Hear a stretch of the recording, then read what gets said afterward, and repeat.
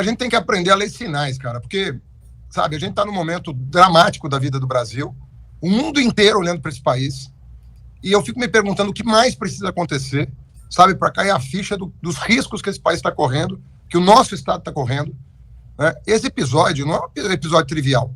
Você está falando de uma deputada, você está falando de uma pessoa que está armada às vésperas da eleição, você está falando de uma pessoa que tropeçou e caiu, como deixam claras as imagens gravadas. Você vê como é importante as imagens hoje, né, dos espaços públicos, para a gente saber o que está acontecendo. Quem quer privacidade tem em casa, né, na via pública. É ótimo que tenham pessoas, né, registrando os fatos, porque ela tropeça, cai e deixa claro no pronunciamento que ela fez que o fato da pessoa que estava conversando com ela ser um negro contou na atitude que ela teve de persegui-lo, mirando uma arma para a cabeça dele e colocando ainda dois capangas para tentar.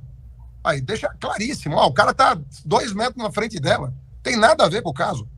Ela tropeça, devia estar discutindo com o cara e sai armada. Ela, um outro capanga, que é esse cara que atira pro ar e depois mira na cabeça do cara, chuta o cara desesperado tentando escapar, né, do incidente, entra outro capanga, entra no estabelecimento comercial, ela entra armada, mira nas pessoas e depois ainda diz, com todas as letras, um negro. Se isso não é racismo explícito, sabe, nós vamos parar onde? E aí você fala, não, mas isso é um episódio isolado. Não é um episódio isolado. Nós tivemos o caso de Paraisópolis ontem, esses dias. Né? Um cara da BIM, que é chapa do Tarcísio, foi convidado, está há anos trabalhando com o Tarcísio. Acompanha o Tarcísio, né, esse tempo todo, desde o Ministério da Infraestrutura. Vem para São Paulo, de repente aparece um corpo estendido no chão. O que o cara faz? Leva todo mundo para o comitê do candidato e constrange um jornalista a apagar as imagens que ele tinha. Independentemente dele ter transmitido a imagem, não ter transmitido, ter cópia, não é disso que nós estamos falando.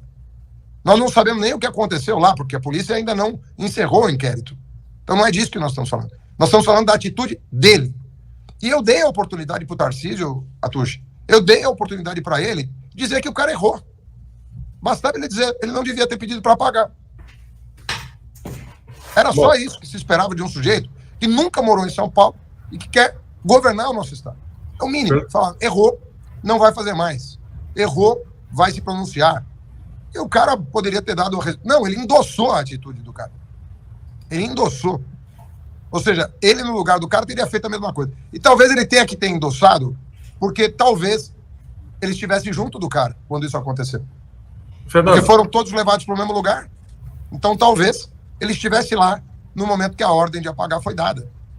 Então não cabia a ele outra coisa a não ser endossar a atitude dele. E, para terminar, o coroamento dessa insanidade que está no ar, o Roberto Jefferson, que também mentiu, porque falou que a ação da Polícia Federal, mandado de prisão, não tinha apoio do Ministério Público, e era mentira, tinha o apoio do Ministério Público, e o sujeito recebe 4 policiais federais com granada e tiros de fuzil. O que mais precisa acontecer para que a gente notar o risco que nós estamos correndo? Não adianta o cara dizer que está bem intencionado e ficar andando com esses marginais. Essa turma é marginal. Esse cara da BIM, o cara da BIM não sabe que não pode apagar a imagem? A Carla Zambelli não sabe que não pode perseguir um negro a mão armada, mirando na cabeça dele?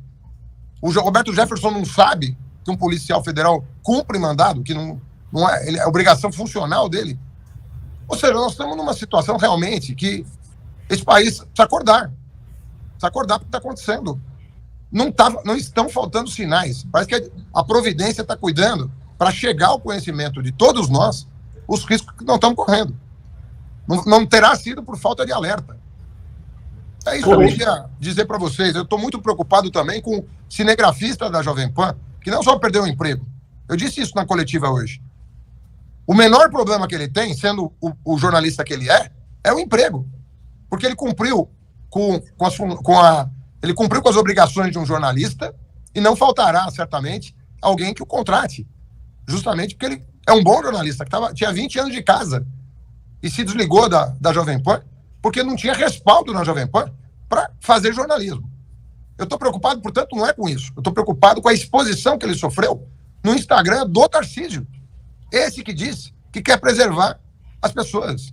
Esse que diz que quer proteger as pessoas. Expõe a foto do rapaz numa situação de ataque.